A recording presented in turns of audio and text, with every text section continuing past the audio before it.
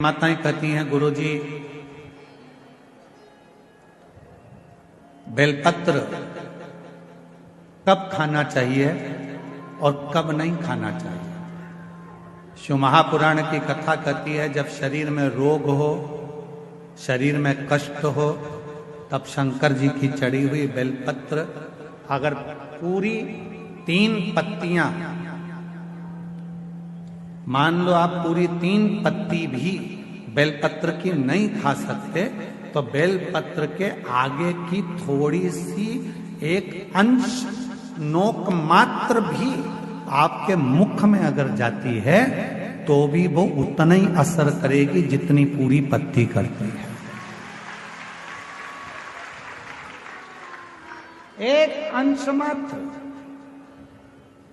अब कोई तुमसे पूछे क्यों महाराज जी ये कथा कहाँ मिलेगी, तो स्कंद पुराण में, शिव महापुराण में, देवी भागवत में इस कथा का वर्णन है कि भगवान देवादिदेव महादेव काकड़िया की रोटी बनाई, काकड़िया की साग, और परसे माता पार्वती जी पावे भोलानाथ, माना शिव रटोरे, छोड़ दो कपट मन शिव रटोरे, शिव रटोरे मन शिव रटोरे, छोड़ दो कपट मन शिव रटोरे। काकड़िया की रोटी बनाई, काकड़िया की साग, काकड़िया की रोटी बनाई, काकड़िया की साग, और परसे माता पार्वती जी, परसे माता पार्वती जी पावा भोलानाथ, मन शिव रटोरे, छोड़ दो कपट मन शिव रटोरे, मन शिव रटोरे, मन शिव रटोरे, छोड़ दो कपट मन शिव। हमारे यहाँ शास्त्रों में ऐसा मिलता है कि पार्वती जी भोजन बनाती हैं, शिव जी को खिलाती हैं। भोजन करने के बाद बाबा भोलेनाथ जब भोजन कर लेते हैं, जो पात्र में भोजन बचता है उस पात्र के एक अंश को पार्वती जी निकाल लेती हैं, एक अंश को गणेश जी निकाल लेते हैं, एक अंश को कार्तिकेय निकाल लेते हैं, और बाकी का जितना अंश है उसका कुछ भाग गण ले जाते हैं और उसका कुछ भाग देवता अपने साथ लेकर जाते हैं। तो कहा 33 कोटि देवताओं को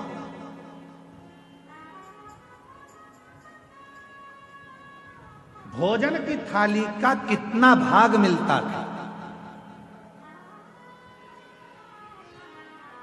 जरा ध्यान से सुनना प्रयागराज वाले। जितनी मेरी जीजियां बैठी हैं, जीजा बैठे हैं, मेरी बेटियां बैठी हैं, बेटा बैठे हैं, जितने मेरे बुजुर्ग माँ बाप बैठे हैं, सब सावधानी से सुनना, और जितने आस्था चैनल पर, फेसबुक, यूट्यूब पर, जितना सोशल मीडिया पर सुन रहे हो, सब सावधानी से सुनना कि शिव जी की थाली में से जो भोजन बचता था वो 33 कोटि देवता, अब ध्यान देना, गणेश जी का हिस्सा निकल गया, पार्वती जी का निकल गया, कार्तिकेय जी का निकल गया, योगिनियों का निकल गया, गणों का निकल गया, उसके बाद में देवताओं का हिस्सा। आखिर वो देवताओं के हिस्से में से 33 कोटि देवताओं को उस भोजन में से मिलता कितना भोजन मिलता होगा, वो प्रश्न है। तो कहा प्रसाद का मतलब क्या है। जो शंकर जी की थाली में से भोजन जाता था, भगवान नारायण के लिए लक्ष्मी जी लेकर जा रही हैं, और वैकुंठ जाते जाते जितने देवता उस प्रसाद का दर्शन करते थे, वो प्रसाद उतना उतना उन देवताओं की दृष्टि में समाहित होकर उनके हृदय में उतरता जाता था। भोजन का कण मात्र का दर्शन भी सुख दे जाता, कण मात्र का दर्शन भी सुख दे रहा।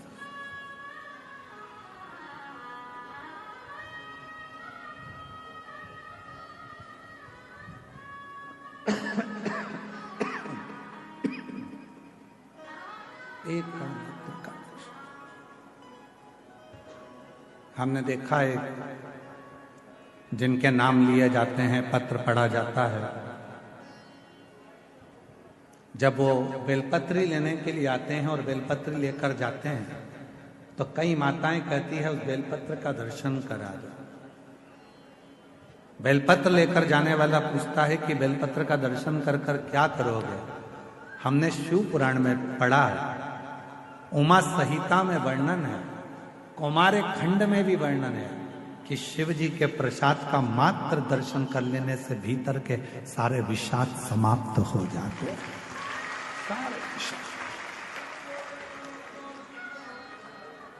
केवल प्रसाद का दर्शन करने से ही विषाद समाप्त हो जाए।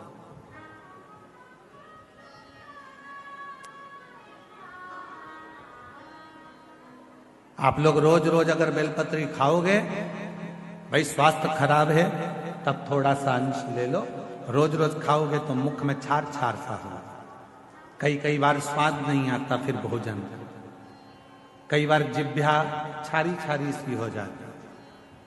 रोज क्यों खाना? रोज बेलपत्र अगर उठाकर ला भी रहे हो, उसमें से एक अंश मात्र, कण का मात्र बेलपत्र को अपने मुख में ले लो, बहुत। बाकी के बेलपत्र का क्या करें गुरुजी? लाओ, सुखाओ, इकट्ठी हो जाए, चूरा बनाओ, चूरा बना के महीन पीस कर उसको रख लो, उसको रख लो। कभी कोई बहुत ज्यादा कोई तकलीफ में व्यक्ति मिले, उसको चुटकी मात्र की वो बेलपत्र का चूरा जो शिव पर चढ़ी हुई बेलपत्र है उसका दे। महाराज जी, बाबा जी, अभी एक गौ माता को बीच में एक रोग हो गया, गाय के पूरे शरीर पर महाराज जी ऐसे गांठ गांठ जैसे फुंसियां पड़ने लगी, वो स्मरण में हमें आ नहीं रहा है? हाँ, लंपी बीमारी हो पूरे में। सूचना मिली ऐसा ऐसा हो गया, क्या करें? हमने कहा अपने धाम पर जितनी भी बेलपत्र आती है उसको सुखाया जाए, सुखा कर पीसा जाए, पीस कर रोटी में मिलाया जाए और रोटी बनाकर गाय को खिलाई जाए। थोड़ी थोड़ी बेलपत्र की मात्रा, एक एक डेढ़ डेढ़ बेलपत्र की मात्रा की रोटी बनाई गई। डाला कितना? केवल एक बेलपत्र का आधा अंश उस रोटी में डाल डालकर जब गाय को दिया तो वो लंपी की जो बीमारी थी वो धीरे धीरे धीरे धीरे समाप्त हो गई।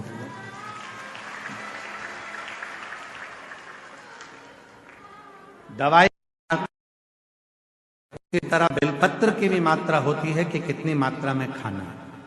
ऐसा नहीं कि बेलपत्र पूरी मिली है तो हमको पूरी ही खाना है, दे जाओ, थोड़ी थोड़ी घर में सबको दे दो, बाकी के संभाल के रखो। कोई जीव को, कोई व्यक्ति को जरूरत पड़े उस समय पर वो पानी से उसको थोड़ी सी डाली और निगल गए।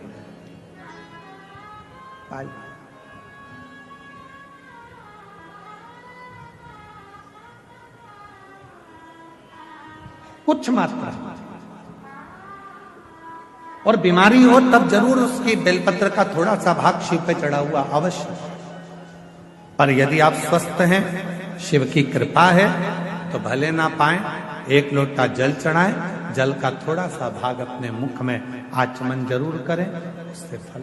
कई लोग कहते हैं गुरुजी हम जब भगवान शंकर का मंत्र जाप करते हैं, शिव नाम लेते हैं, शिव जी का स्मरण करते हैं, शिव नाम का स्मरण करते हैं, भगवान शंकर की विरल भक्ति को धारण करते हैं या शिव नाम को हम ग्रहण करते हैं, तो हम जब भगवान शंकर के मंत्र को या शिव के नाम को जब हम जपते हैं, शिव नाम को जब हम लेते हैं, तो क्या वो देवाधिदेव महादेव तक हमारा लिया गया नाम पहुंच जाता है?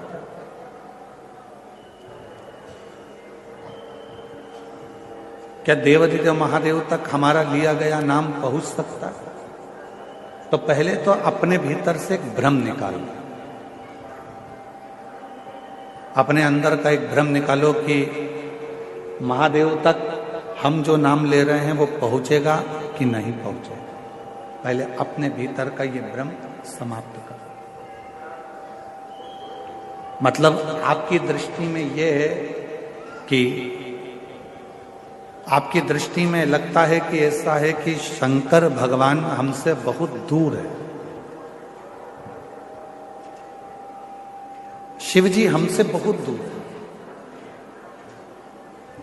जब तो आपकी बुद्धि में यह बात आती है कि हम जो बात कहेंगे वो शिव जी सुनेंगे कि ना सुनेंगे, हम जो मंत्र बोलेंगे, जो मंत्र हम बोलेंगे वो मंत्र शिव जी तक पहुंचेगा कि नहीं पहुंचेगा, हम जो मंत्र का स्मरण करेंगे वो देवाधिदेव महादेव तक पहुंचेगा कि नहीं पहुंचेगा। आपके भीतर यदि ये विचार चलता है तो मतलब आप ये विचार कर रहे हैं कि शंकर जी हमसे बहुत दूर है। पर शिव महापुराण की कथा कहती है, भगवान देवाधिदेव महादेव का चरित्र कहता है, जिस समय पर आप भगवान देवाधिदेव महादेव का स्मरण करते हो, उनको याद करते हो, उनका स्मरण करते हो, उस समय पर आपको लगता है कि शिव बहुत दूर हैं, तो उन तक हमारी आवाज पहुंचेगी कि नहीं पहुंचेगी। पर शिव कथा कहती है आपके मुख से जैसे ही भगवान शंकर को याद किया जाता है, शिव का नाम लिया जाता है, शिव का स्मरण किया जाता है, उस समय पर भगवान देवाधिदेव महादेव आपके नजदीक में खड़े होकर उस उच्चारण को श्रवण करते हैं। भगवान शंकर उस उच्चारण को श्रवण कर रहे होते हैं, भगवान शिव उस उच्चारणों को श्रवण करते हैं।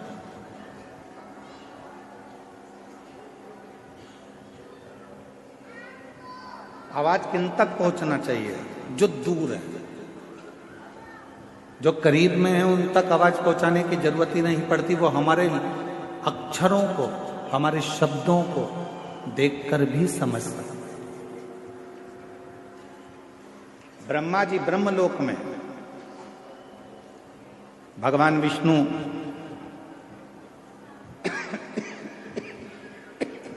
बैकुंठ लोक में, इंद्र लोक में, पर मेरा देवाधिदेव महादेव, मेरे भगवान शंकर, मेरे ओघड़दानी, मेरे शिव इसी मृत्यु लोक में। अब ब्रह्मा जी को यदि आपको कुछ कहना है तो भले तुमको तेज बोलना पड़ सकता है, भगवान विष्णु जी को अगर कुछ कहना है तो हो सकता है कि आपको तेज बोलना पड़ सकता है। पर यदि आपको भगवान शंकर से कुछ कहना है तो आपको तेज बोलने की जरूरत ही नहीं पड़ती, वो आपके पास में कंकर शंकर के रूप में विराजमान होकर उस बात को श्रवण करते हैं। बिल्कुल नजदीक में पहुंचकर, नजदीक में बैठकर उस कथा को श्रवण करते हैं, उस बात को श्रवण करते हैं। आप तो नजदीक में खड़े होते हैं, नजदीक में बैठते हैं और वो कथा को सुनते हैं।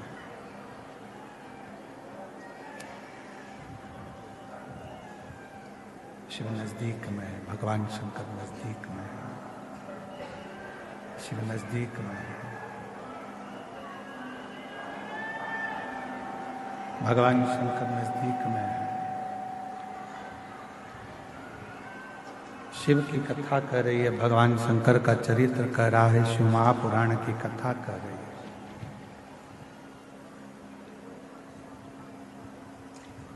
ध्यान नहीं रहा, इससे तो अच्छा रामायणी कुटी वाले महाराज जी के यहाँ का साउंड था, तब उन्हीं को लेकर आ जाते।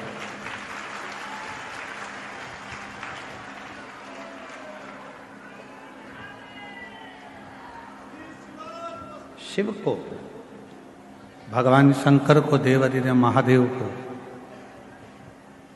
बहुत दूर ढूंढने की जरूरत नहीं। ये कल भी कथा में कहा था, आज भी कथा में कर रहा हूं, अभी भी कथा में कर, बहुत जाने की जरूरत नहीं पड़ती। शंकर को ढूंढने के लिए बहुत दूर, शिव को ढूंढने के लिए बहुत दूर जाने के लिए जरूरत नहीं पड़ा।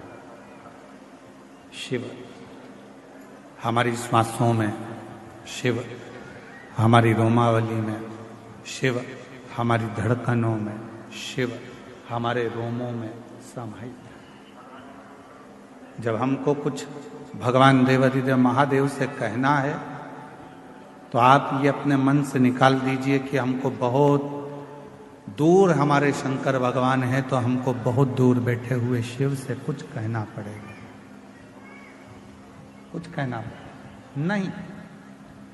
शिव से कहना एकदम सरल है, भगवान शंकर से कहना एकदम सरल है। शिव तुम्हारे नजदीक में, शंकर भगवान तुम्हारे करीब में, बिल्कुल नजदीक। और जब हम भगवान शिव से अपने मन की कोई बात कहते हैं तो दुनिया के लोगों को लगता है कि शिव सुनेंगे ना सुनेंगे। शिव पुराण कहती है कि जैसे ही तुम बोलो नहीं तो भी तुम्हारे हृदय में अगर कोई भाव आता है जल चढ़ाते समय, तो शंकर भगवान तुम्हारे मन के भावों को भी पढ़ लेते हैं, सुन लेते हैं, स्वीकार कर लेते हैं। भगवान देवाधिदेव मन के भावों को, विचारों को, शिव अपने मन के भावों को, अपने विचारों को भी पढ़ लेते हैं, सुन लेते हैं। मन की शुद्ध भावों को भी पढ़ लेते हैं, विचारों को भी पढ़ लेते हैं।